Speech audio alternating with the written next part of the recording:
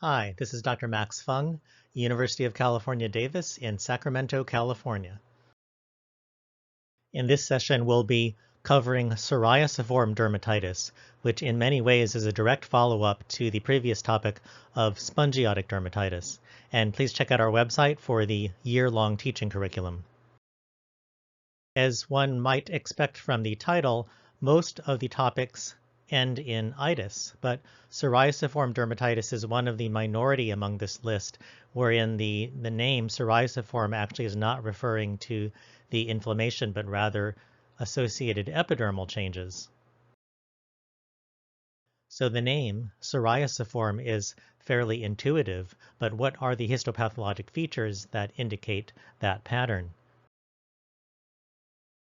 So in drilling down on psoriasiform dermatitis, the first step is to recognize psoriasiform hyperplasia, which again is not an itis, but it's rather a hyperplasia associated with the itis of psoriasiform dermatitis.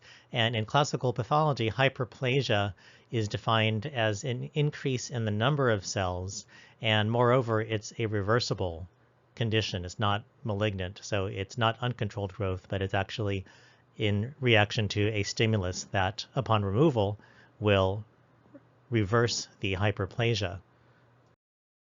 And so the way this manifests histologically is a thickening of the epidermis. So if we use the image on the upper right-hand corner as our normal reference, with hyperplasia, we can see that the epidermis is thickened because there's a greater number of cells, but the individual cells, their cytoplasmic features, their nuclear features, their overall size, are more or less the same. There's just more of them. And there's two other terms that start with H that are potentially confused with hyperplasia. So hypertrophy is an increase in the size of tissue related to an increase in the size of individual cells. So overall, there's no increase in the number of cells like we see in hyperplasia, but rather individual cells have greater volume and greater size. Unfortunately, like hyperplasia, hypertrophy is also a very reversible process. And finally, hyperkeratosis refers to a thickening of the stratum corneum alone. So again, with psoriasis and psoriasiform epidermal hyperplasia, we're referring to an increase in the number of cells in the epidermis, and it's an immunologically mediated reversible process. Now, hyperplasia is a dynamic process, and pathology, not so much. So in pathology, we make inferences about what dynamic processes are occurring based on two-dimensional slices through the tissue. And so it's probably most proper to describe what we see as hyperplasia in purely descriptive histomorphologic terms. And so the term that best correlates with psoriasiform hyperplasia is acanthosis, which is defined as a thickening of the epidermis and specifically the stratum spinosum, or the spinous layer, also known as the prickle cell layer. And the term stratum malpighi is sometimes often used. That has somewhat of a variable definition, but it basically could be synonymous with the stratum spinosum, or it could also include the stratum basale, the basal layer. But it's essentially the majority of the epidermis, the nucleated living epidermis. So when that area is thick, that would be what we would expect to see in epidermal hyperplasia. Psoriasiform epidermal hyperplasia has one additional distinctive attribute, which is that when the epidermis thickens or becomes acanthotic, in particular, the reedy ridges tend to become elongated, and they tend to do so in fairly uniform fashion.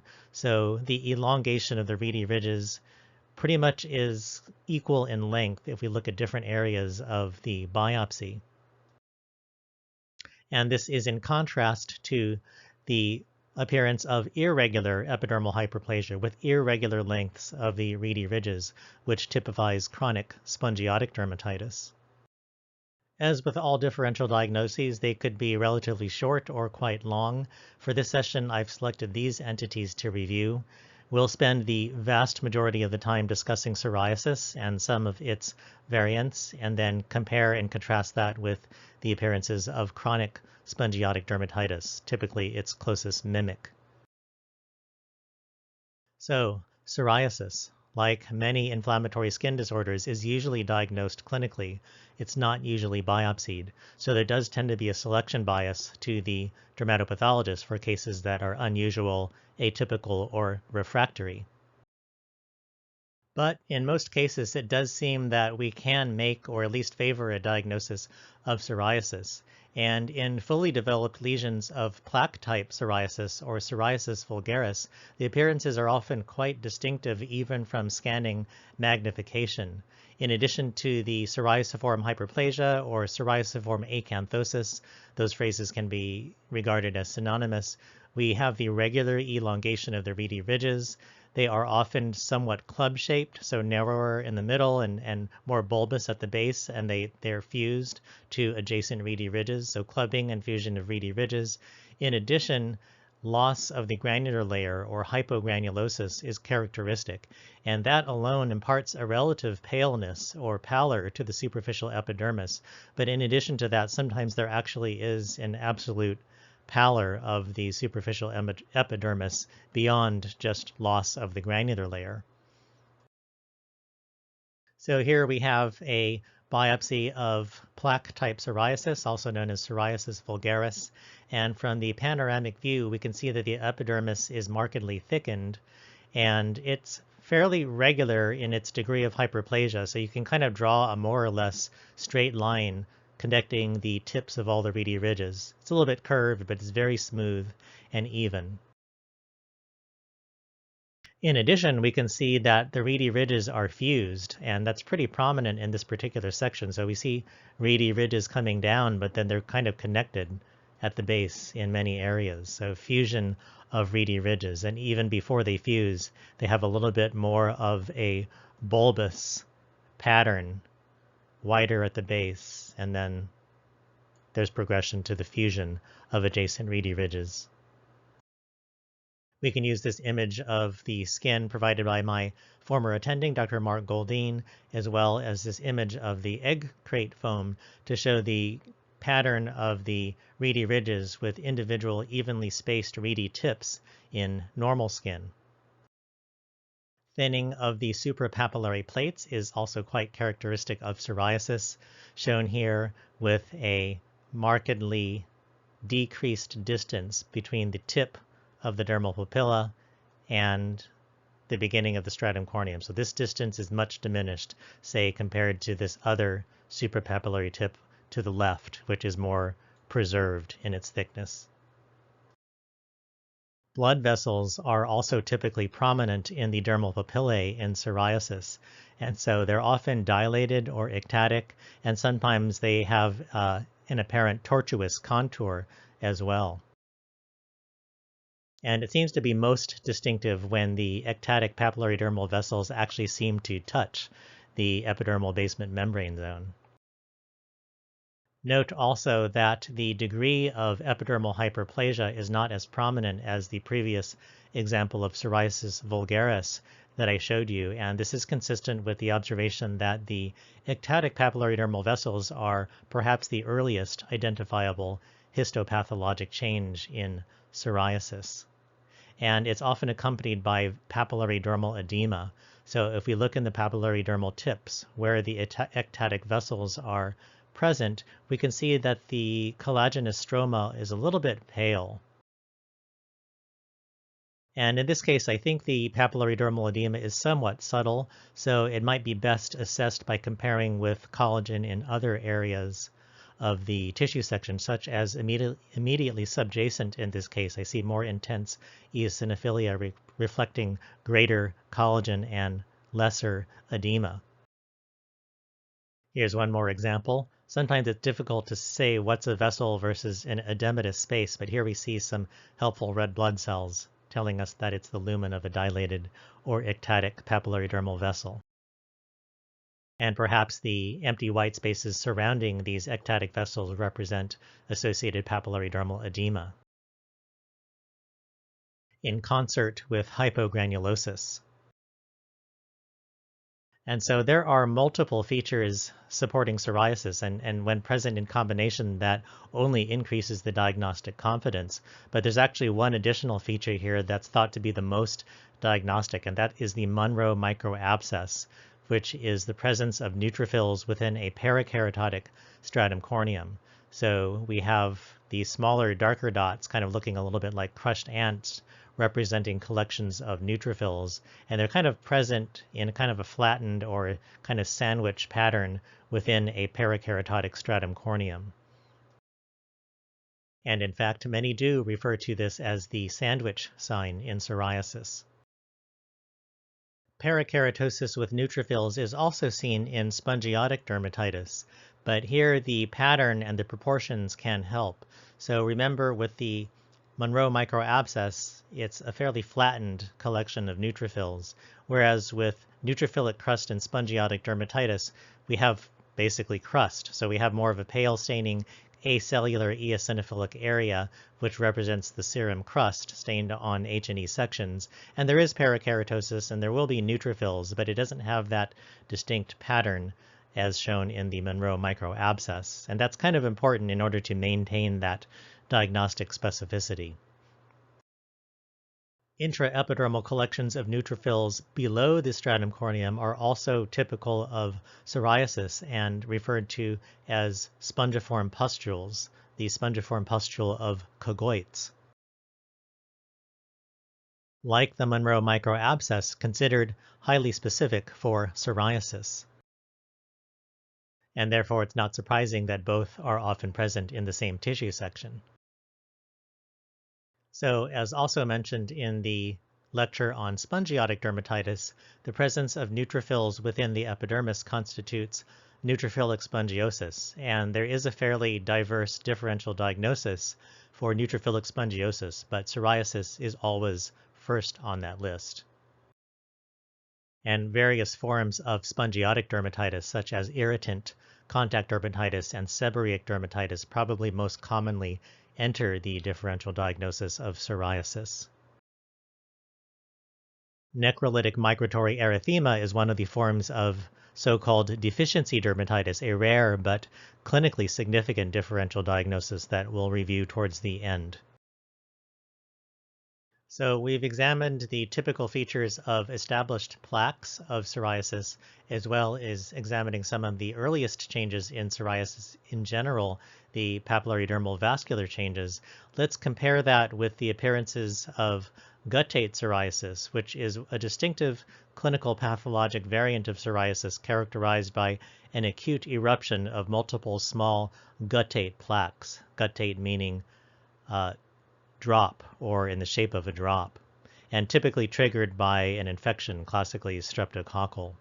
So in biopsies of guttate psoriasis, it's a little bit trickier because we don't have the characteristic psoriasiform hyperplasia. There's usually limited or even absent epidermal hyperplasia. And at the same time, there's also a tendency for greater spongiosis. So the overlap with spongiotic dermatitis is all the more greater. At scanning magnification in this punch biopsy of guttate psoriasis, we can see that there is some acanthosis, but it's really nothing compared to the previous case of plaque psoriasis that I showed you, shown here side by side. At higher magnification, we can appreciate a focus of parakeratosis with neutrophils, but is that a Monro microabscess? Well, there are neutrophils. Is it flattened enough to be a sandwich sign? It can be a little bit subjective, so maybe, maybe not. It's hard to make an absolute call off just one focal area. There are some areas of mild spongiosis, and so we do recognize that spongiosis can occur in psoriasis, but only to a certain extent, so that can be tricky as well. But let's focus on this area in the left. This is kind of the key finding in this particular field.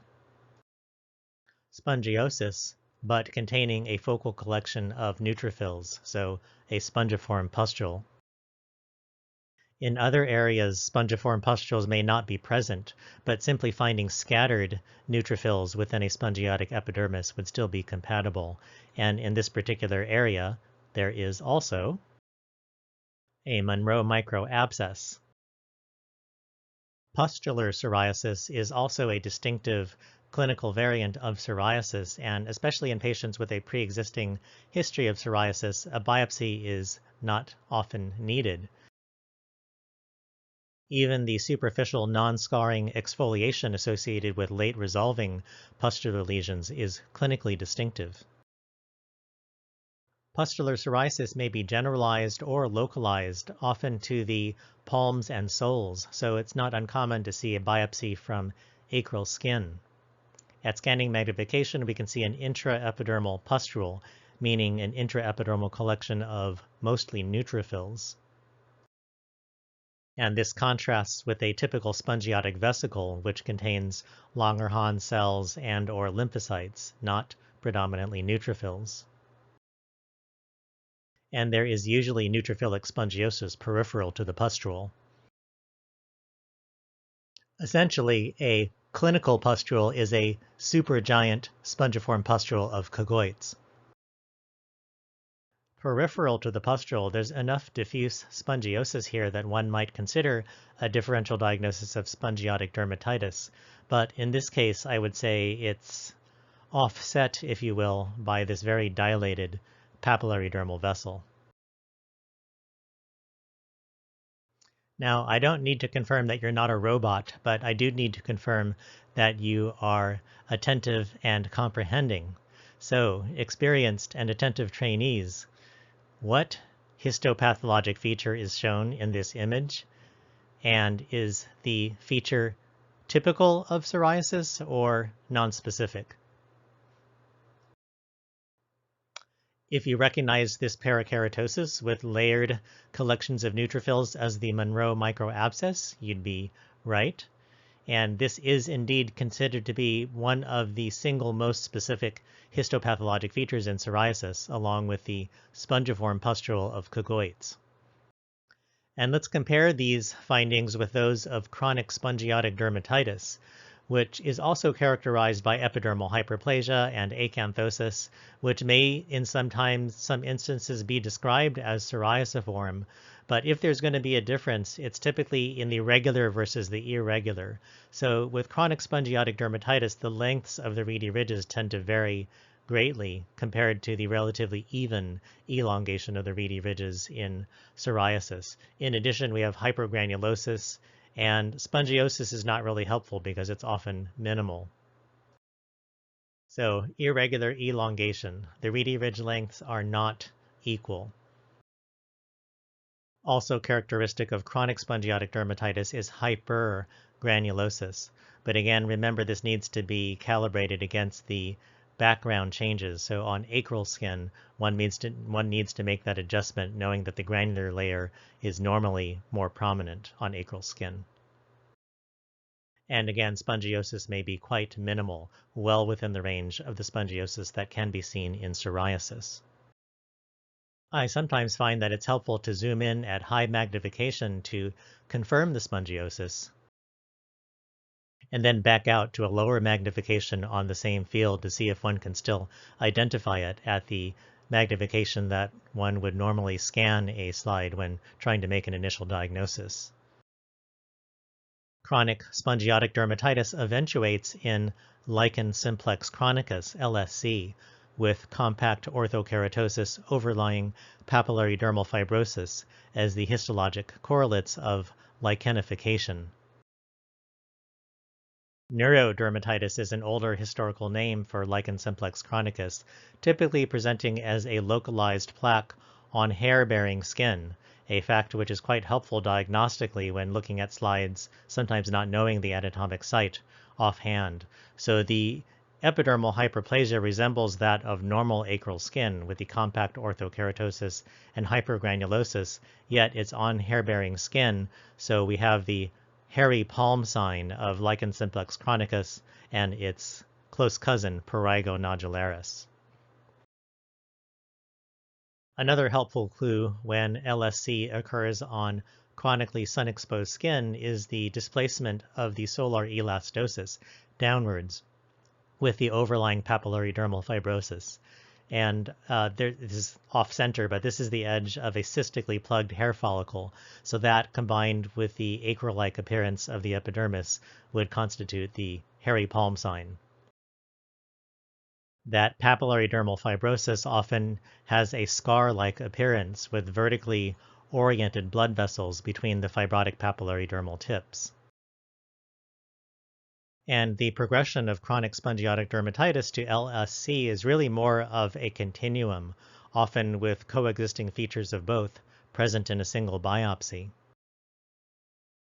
such that one can virtually regard these two entities as synonymous. And in fact, if one looks at the published photomicrographs of the classic cases of Lichen simplex chronicus in the original description of the entity back in 1951 by Schaefer and colleagues, one indeed sees evidence of chronic spongiotic dermatitis with irregular psoriasiform epidermal hyperplasia and evident spongiosis.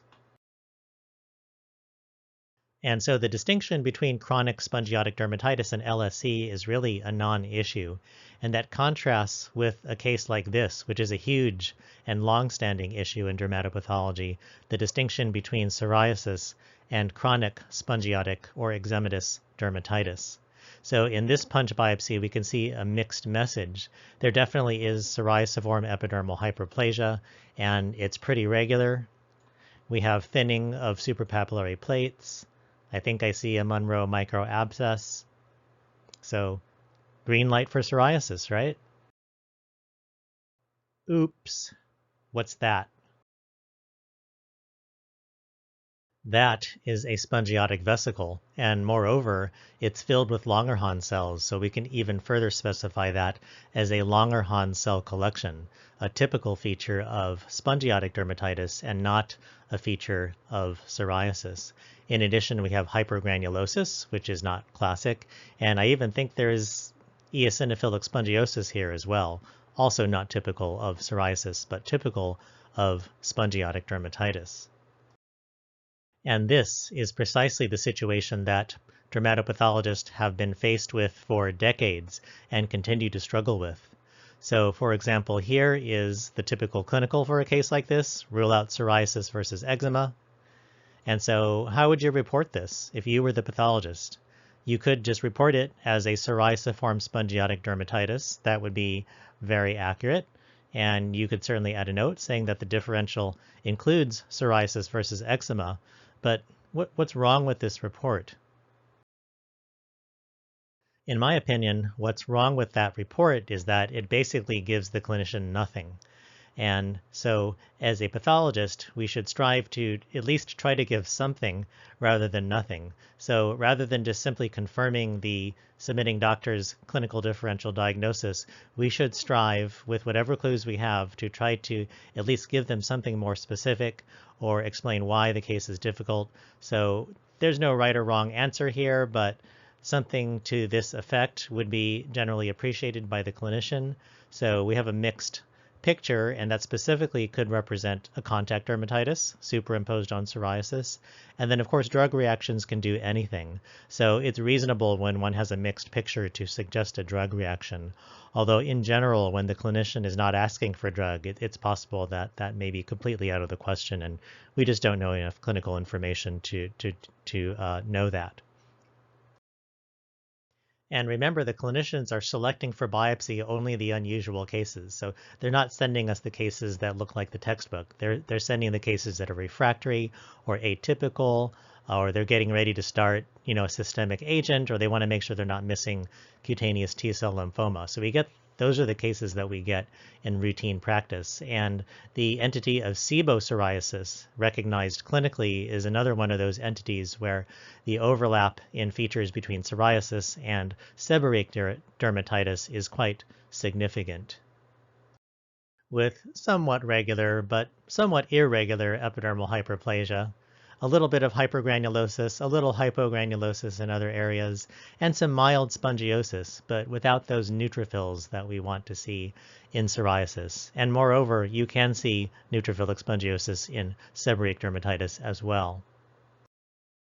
In this portion of the biopsy, I think it looks pretty good for psoriasis. We've got dilated papillary dermal vessels, we have loss of the granular layer, we have a Monroe microabscess. So I would say this is fine for psoriasis. But if your clinician wants seborrheic dermatitis or sebopsoriasis, what's a pathologist to do? You can't really confirm or exclude that. And moreover, what are the diagnostic criteria for distinguishing these two entities? We don't have them. And so I think it was after many years of struggling with many cases like the one I just showed you that it dawned on me that although psoriasis is certainly one of the better studied and better understood dermatologic diseases with many experts and universally accepted clinical and histologic features, robust validated disease severity measures, and revolutionary therapies, in fact, there are no established or validated minimal diagnostic criteria for psoriasis, and that certainly represents a handicap for dermatopathologists trying to interpret those biopsies. Fortunately, since 2018, experts in the field have made progress in establishing diagnostic criteria for psoriasis in adults and children, plaque type, and pustular psoriasis. With an example of clinical diagnostic criteria based on international consensus shown here. But all of those studies were published after my colleagues and I decided to take a look at the expanded histopathologic spectrum of clinically confirmed psoriasis.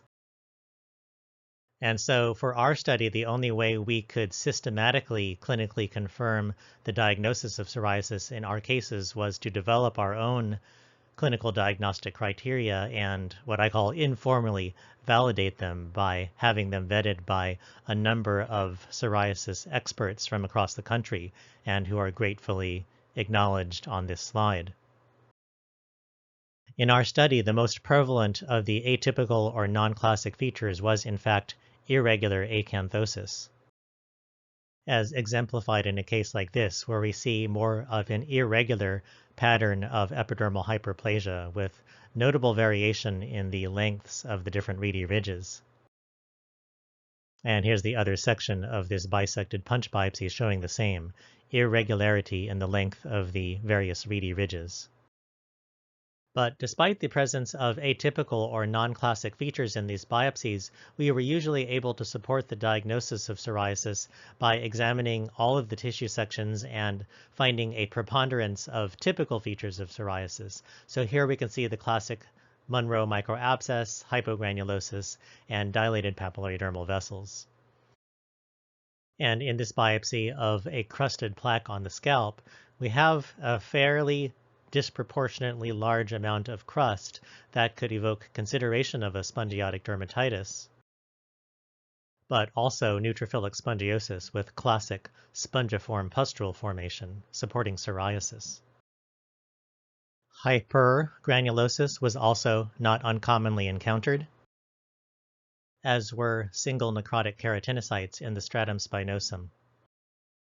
Around the same time, Dr. Rositza Lazova and colleagues with Dr. Jeffrey Cloutier, then at Stanford, also identified a high prevalence of necrotic keratinocytes in the upper mid-epidermis in psoriasis.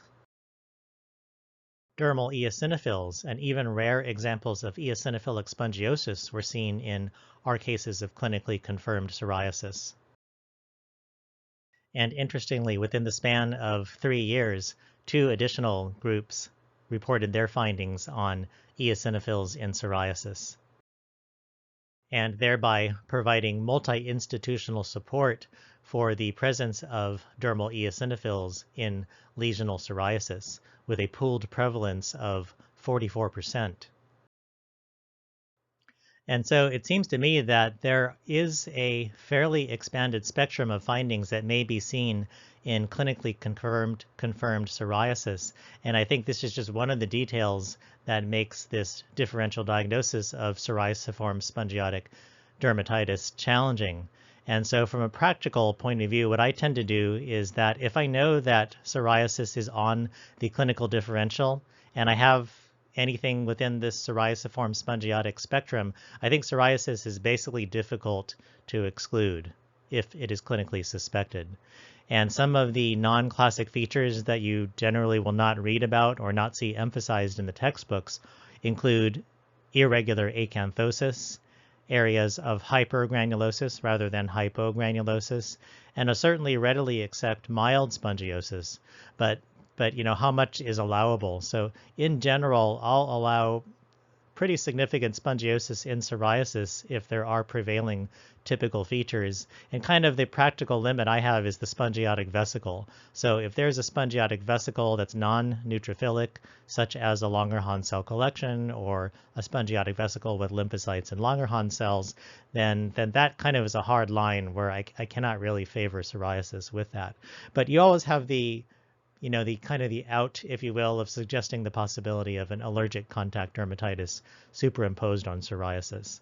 That's going to be, a reasonable possibility that can be difficult or impossible for a clinician to outright exclude. And then lastly, sparse eosinophils, no problem for psoriasis. But again, with any individual one case, you'd hope for a prevailing number of typical or classic histopathologic features to support that diagnosis of psoriasis. And again, the appearances of the parakeratosis with neutrophils can be helpful. But in practice, we routinely encounter cases with less than classic features. So here's a bunch of parakeratosis with neutrophils. Is it a sandwich? It's rather thick, if it is, I'd say. And this case, like the previous one, also shows clusters of bacteria within the crust, which typically favors a spongiotic dermatitis, not really typical of psoriasis. And interestingly, there is limited evidence to support the PAS stain to highlight epidermal glycogen, with the pattern of epidermal glycogen favoring either psoriasis or spongiotic dermatitis. So in this example, we see that the epidermal glycogen is mostly within the spinous layer, within reedy ridges, and that is a pattern that has been associated with spongiotic dermatitis, whereas in psoriasis, the glycogen often localizes in the superficial area in the granular layer. Picking up now from where we left off with Lichen simplex chronicus, Prurigo nodularis, or chronic prurigo or Picker's nodule, is basically a cousin of LSC. I think of it as the papular or nodular variant of Lichen simplex chronicus, LSC presenting as a plaque. And so the same hairy palm sign will apply. We want to see epidermal hyperplasia or acanthosis. And a characteristic feature of prurigo nodules in particular seems to be the concomitant hyperplasia of the follicular epithelium, what I refer to as the fat follicles. And sometimes there's so much adnexal hyperplasia that there may be a pseudocarcinomatous or verrucous appearance to the epithelium. And in fact, this papillated or verrucous pattern of epidermal hyperplasia in Prurigo nodularis was depicted in the original report of LSC, Prurigo nodularis being one of its variants. So prurigo nodules are induced by the patient picking, and so they're usually not tiny, and they can actually be quite large. So this is an image that could only be captured by superimposing 4 2x objective images. So this is a totally old school image because this year we actually got a high throughput digital scanner, but I haven't been able to use it for a case like this. And I didn't bother to do an Adobe photo merge either. But we can see a dome-shaped lesion, very prominent epidermal hyperplasia, and notice how fat those follicles are. We see thickened kind of bulbous hair follicles with hypergranulosis in between, and there's even a secondary milia formation which can form after fibrosis and trauma, including picking. And a closer view of a fat follicle with hypergranulosis in Prurigo nodularis.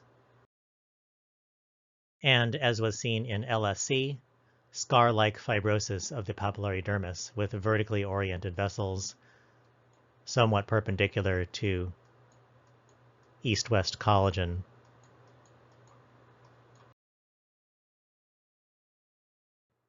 In contrast to all of the disorders that have been mentioned in this session so far, Pityriasis rubra pilaris, PRP, is a comparatively rare disorder that is relatively frequently biopsied. And in fact, a recent large series from the late Dr. Yuni Uito and colleagues published in 2016 in JAMA Dermatology showed that at least half the patients needed 2 or more biopsies to establish the diagnosis of PRP. Scanning magnification shows psoriasiform epidermal hyperplasia associated with a typically sparse superficial lymphocytic host response. In contrast to the hypogranulosis that typifies psoriasis, the granular layer in PRP is typically preserved and sometimes expanded. Here's a closer view of the upper epidermis, and we can see a definitely expanded granular layer or hypergranulosis, and in addition, the most characteristic feature in PRP, the alternating or checkerboard pattern of parakeratosis and orthokeratosis. Here's another example with that psoriasiform epidermal hyperplasia, this time looking a little bit more irregular compared to the previous case. Again, the sparse superficial lymphocytic infiltrate, and then let's take a closer look at that checkerboard parakeratosis. And so, as would be definitional, we want to see alternating ortho and parakeratosis both vertically and horizontally. And sometimes it seems like the disease just doesn't want to read the textbook the way we wish, but here's some para, and then ortho, a little para, and then ortho, so that's vertical.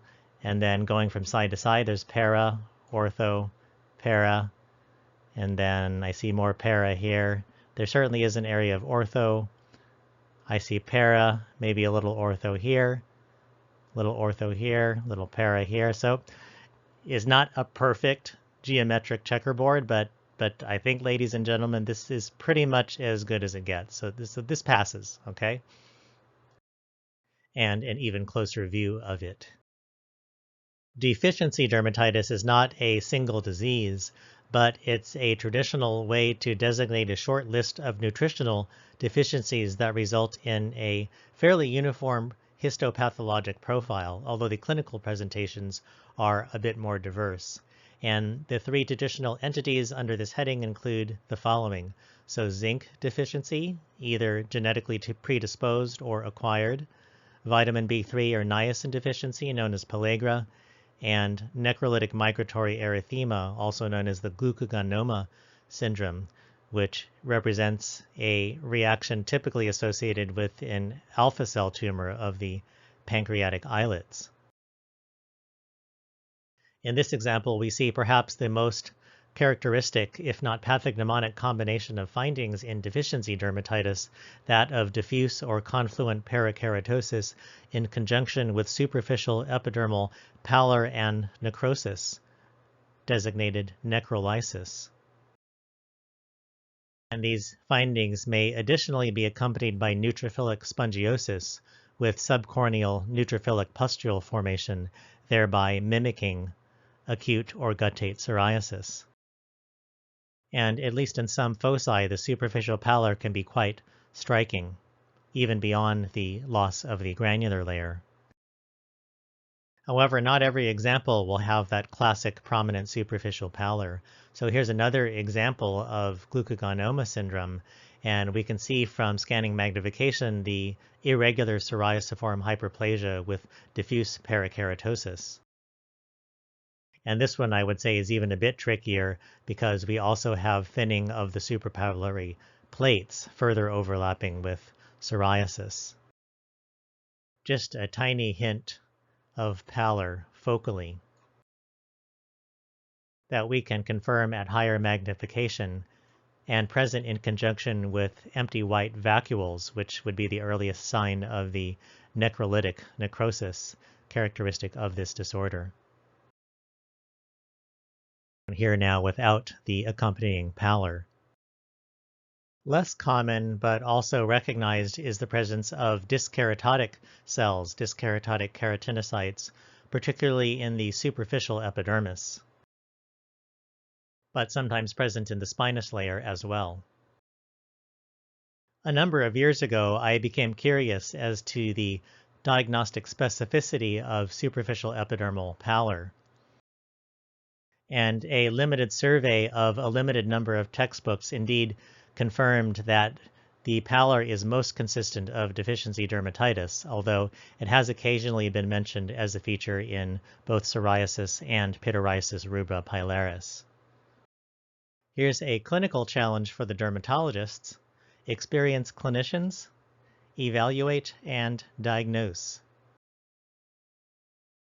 And you should be pleased if this description of the clinical features and histopathologic features supports your impression of the infection that typically induces a psoriasiform spongiotic and lichenoid host response, which can only be secondary syphilis. An irregular psoriasiform lichenoid profile is most commonly associated with secondary syphilis, although spongiosis is always also present.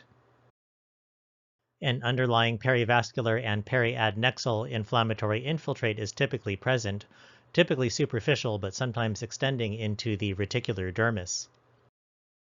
And we always look for and nearly always find plasma cells within the host response of secondary syphilis, but secondary syphilis is protein enough that the absence of plasma cells by no means excludes the possibility.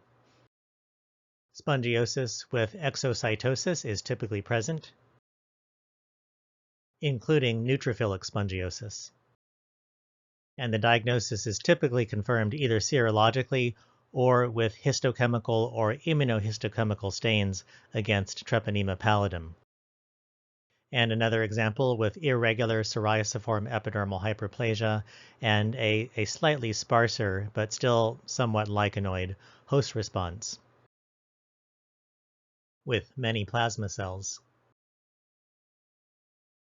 The diagnosis readily confirmed by immunohistochemical staining for T. pallidum. And I will conclude by mentioning the neoplasm of one of the key cells that comprise psoriasiform dermatitis. Shown here is the exact biopsy that was obtained from the plaque depicted from my old cutaneous lymphoma clinic days. This is plaque stage Mycosis fungoides, and in contrast to the sparse infiltrates that tend to mimic spongiotic dermatitis, with fully developed plaques, there is a psoriasiform epidermal hyperplasia in concert with a lichenoid lymphocytic infiltrate, and exocytosis of lymphocytes from the upper dermis into the epidermis. But if one can identify sufficient features of Mycosis fungoides, if there are too many lymphocytes, if they have perinuclear halos, or if they are cytologically atypical, then one may appropriately and accurately deduce that the cells are neoplastic, and the term epidermotropism would be most appropriate. And last test. If you've been awake and I've done my job properly, this one should be easy.